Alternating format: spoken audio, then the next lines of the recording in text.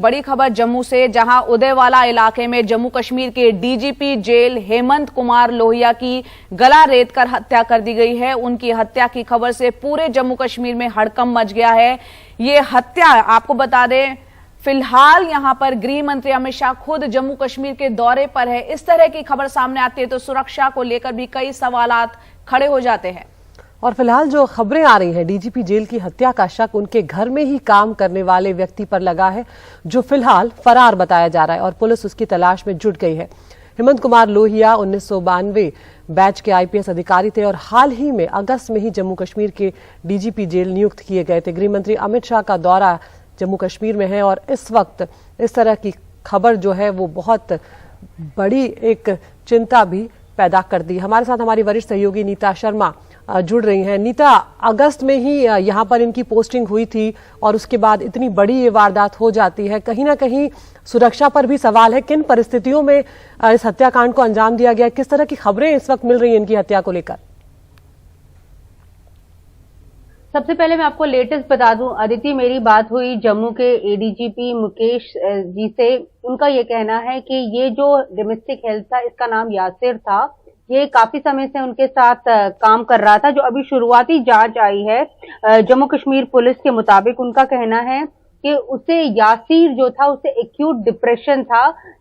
ये अभी जो सुपरिटेंडेंट ऑफ पुलिस की इन्वेस्टिगेशन है उसमें अभी तक ये सामने आया है कि जो यासिर था वो एक्यूट डिप्रेशन से सफर कर रहा था, जिसके चलते ये घटना जो है वो हुई थी। हालांकि वो अभी भी फरार बताया जाता है। पुलिस उसकी जो है उसे ढूंढने में लगी हुई है।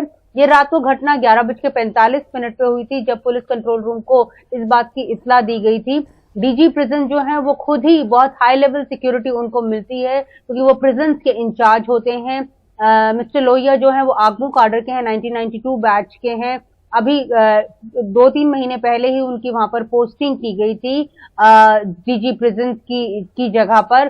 तो ऐसे में ये एक, क्योंकि ये जो जितने भी आला अधिकारी होते हैं, जितने भी डीजी रैंक के या सीनियर आईपीएस ऑफिसर्स होते हैं, तो इन्हें सरकार की तरफ से डोमेस्टिक हेल्प भी दी जाती है, ड्राइवर्स भी दिए जाते हैं, सिक्योरिटी गार्ड भी होती है। तो कहीं ना कहीं ये एक वनरेबल सिचुएशन तो है ही, क्योंकि अगर आप, क्योंकि हमने ऐसे भी देखे हैं कई केसेस में, पैरामिलिट्री में भी ऐसे केसेस हुए हैं कि लीव ना मिलने के चलते सीनियर्स को जो है वो गोली मार दी गई है। ऐसे भी केसेस हुए हैं। लेकिन ये डोमेस्टिक हेल्प है जिसने उनकी गला रेत कर जो है उनकी हत्या कर दी। उनका जो शव है पोस्टमार्टम के लिए ले जाया गया है। उनका पोस्टमार्टम की रिपोर्ट अभी थोड़ी देर में आ जाएगी। लेकिन ये ज्यादा चौंकाने वाली बात इसकी है क्योंकि अभी आज की तारीख में पूरा का पूरा टॉप ब्रास जो है वो जम्मू शहर में है, चाहे वो डायरेक्टर इंटेलिजेंस ब्यूरो हो, सेंट्रल आर्म पुलिस फोर्सेस के जितने भी डीजीज हों वो हों, खुद केंद्रीय मंत्री वहां पर पहुंचे हुए हैं। सुरक्षा के बारे में वो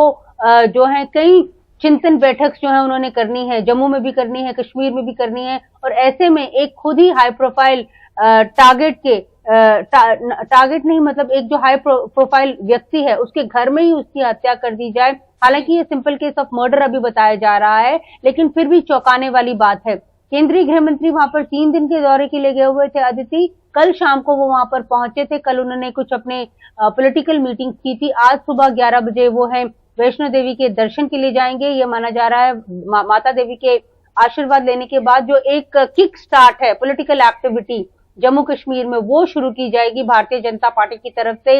ये जो इस बार जो बताया जा रहा है, भारतीय जनता पार्टी ने अपना नारा दिया है इस बार 50 पार। पिछली बार जब इलेक्शन होते तो 44 पार थे, इस बार 50 पार का उन्होंने नारा दिया है। तो ऐसे में वहां के जो सुरक्षा को लेकर, क्योंकि 370 के बाद काफी लोगों के मन में अभी भी जो है कई सवाल हैं सुरक्षा को लेकर, वहां की डेवलपमेंट को लेकर वहां के आवाम ने कई सवाल किए हैं।